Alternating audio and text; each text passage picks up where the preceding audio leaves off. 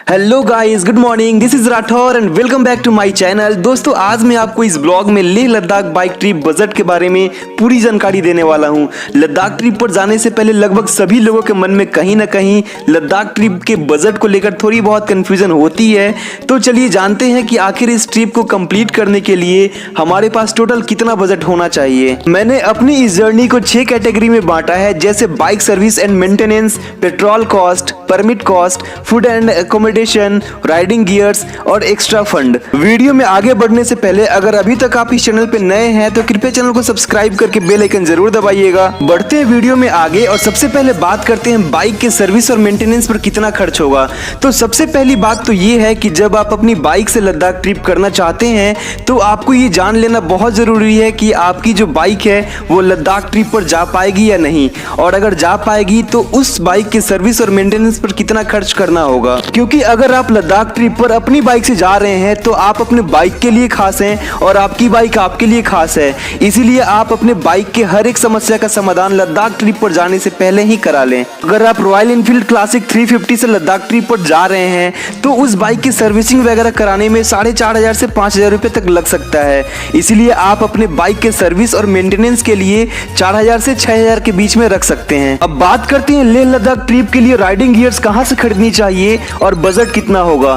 तो अगर आप Leh Ladakh trip by road और बिना सेफ्टी के करना चाहते हैं तो बिल्कुल मत कीजिएगा। भले ही आप कुछ दिन बाद इस ट्रिप को प्लान कीजिए, लेकिन अपने सेफ्टी को ध्यान में रखकर ही जाइए, क्योंकि लेह लद्दाख का रोड ट्रिप भारत के सबसे खतरनाक रोड ट्रिप में से एक है। अगर आप लेह लद्दाख ट्रिप को बाइक से कंप्लीट करने का प्लान कर रहे हैं तो आपके पास अपनी सेफ्टी के लिए राइडिंग गियर जरूर होनी चाहिए, जैसे riding jacket, riding pant, riding boots, riding gloves, helmet, knee guard, elbow guard etcetera. इन सभी राइडिंग गियर्स की जरूरत ना सिर्फ लद्दाख ट्रिप पर ही बल्कि किसी भी लॉन्ग राइड पर जाने से पहले पड़ती है। इसीलिए आपके पास इन सभी राइडिंग गियर्स का होना बहुत जरूरी है।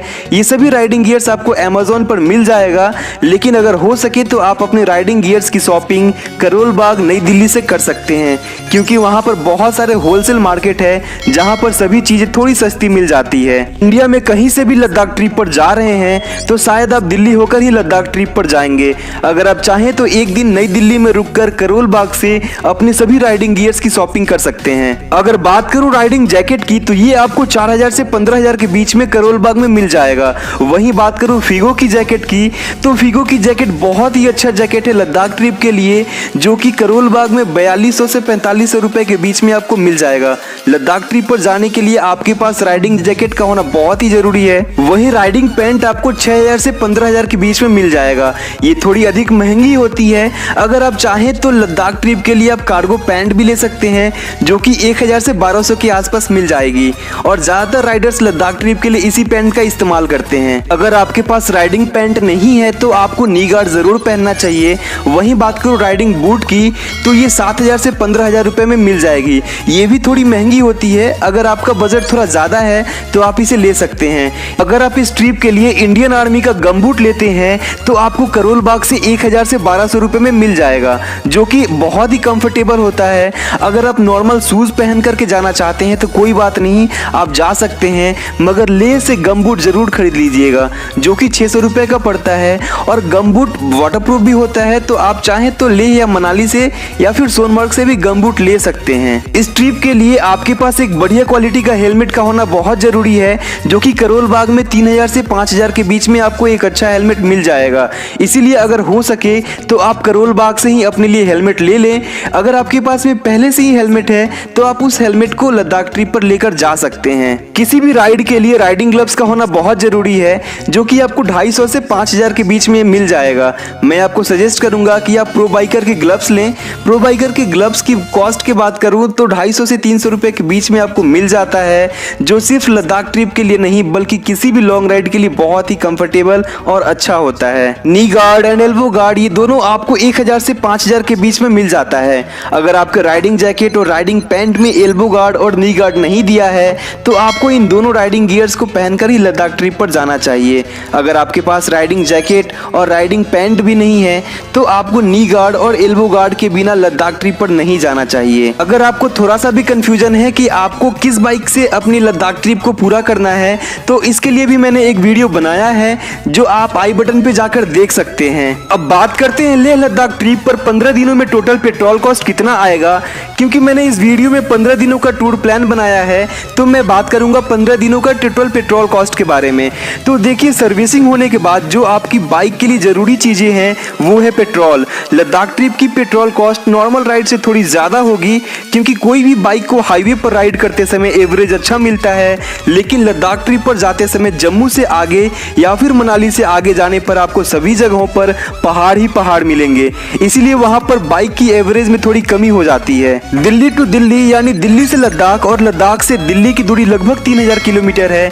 और अगर आप इस ट्रिप पर 350 सीसी या फिर 400 सीसी की बाइक लेकर जाते हैं तो इस ट्रिप पर आपकी बाइक की एवरेज 25 से 28 kmpl के आसपास मिल जाती है। अगर आप 350 सीसी या 400 सीसी की बाइक लेकर 15 दिनों के लिए लद्दाख टूर पे जाते हैं तो इसके लिए आपको 8,500 से 10,500 रुपए तक का पेट्रोल लेना पड़ सकता है।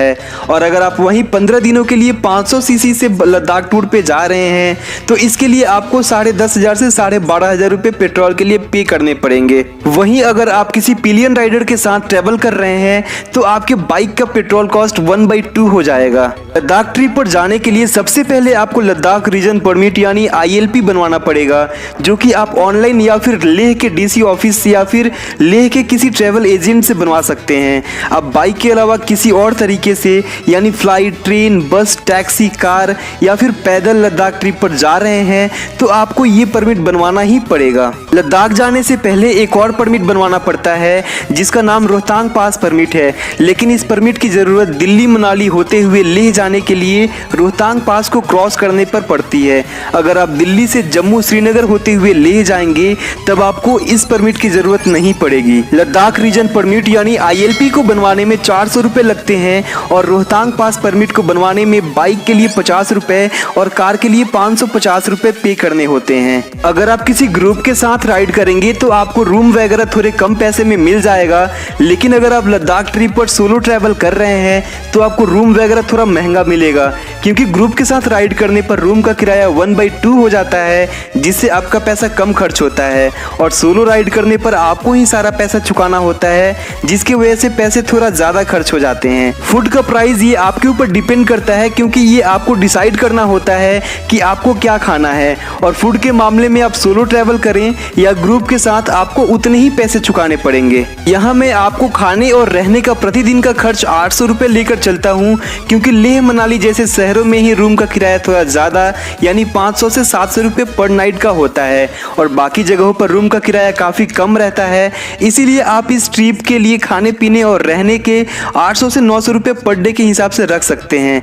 यानी 15 दिन के इस ट्रिप के लिए आपको 12,000 से 13,000 रुपए खाने पीने और रहने के लिए रखना पड़ेगा। वहीं अगर आप किसी ग्रुप के साथ ट्रैवल कर रहे हैं तो आप इससे अंदाज़ा लगा सकते हैं कि लद्दाख ट्रिप पर आपके खाने पीने और रहने का किराया कितना होगा। लद्दाख में ATM बहुत ही कम मात्रा में है, इसीलिए अगर आप लद्दाख ट्रिप पर जा रहे हैं तो आप अपने साथ एक्स्ट्रा कैश लेकर जरूर चलें, वरना आपको काफ़ी ज़्यादा तकलीफ़ों का सामना करना पड़ सकता है। अगर आप किसी ग्रुप के साथ राइड कर रहे हैं तो आप अपने साथ में 10,000 से 12,000 रुपये लेकर चलें, और अगर आप सोलो राइड कर रहे हैं तो आप अपने साथ 12,000 से 14,000 रुपए लेकर चलें, क्योंकि लेह के बाद आपको कहीं कहीं ATM तो मिल जाएगा, लेकिन ये गारंटी नहीं है कि कौन सा ATM काम कर रहा होगा और कौन सा नहीं। इसीलिए आप लेह या मनाली से ही अपने पास एक्स्ट्रा कैश लेकर चलें। ये बजट लद्दाख ट्रिप को 15 दिन में बाइक से कंप्लीट करने की है। अगर आप इस ट्रिप को 15 दिन से पहले करते हैं या फिर बाद में कंप्लीट करते हैं तो आपका लद्दाख ट्रिप का बजट घट भी और बढ़ भी सकता है। अगर आप लेह लद्दाख ट्रिप को 15 दिनों में सोलो ट्रैवल करके कंप्लीट करना चाहते हैं तो आपका total Leh Ladakh bike trip का बजट 22,000 से 25,000, और अगर आप लेह लद्दाख ट्रिप को 15 दिनों में किसी ग्रुप के साथ ट्रैवल करके कंप्लीट करना चाहते हैं तो आपका total Leh Ladakh bike trip का बजट 20,000 से 23,000 रुपए के बीच में रहेगा। उम्मीद करता हूँ मेरे द्वारा Leh Ladakh bike trip budget के बारे में दी गई ये जानकारी आपको अच्छी लगी होगी। अगर आपको ये जानकारी अच्छी लगी हो तो आप इस जानकारी को अपने दोस्तों, रिश्तेदारों और आसपास के लोगों के साथ जरूर शेयर करें, ताकि वे लोग भी लद्दाख जाने से पहले Leh Ladakh bike trip budget के बारे में जानकारी प्राप्त कर सकें। अगर अभी तक आपने चैनल को सब्सक्राइब नहीं किया है तो कृपया चैनल को सब्सक्राइब करके बेल आइकन जरूर दबाइएगा। मिलते हैं ऐसे ही किसी इन्फॉर्मेटिव वीडियो के साथ, तब तक जय हिंद।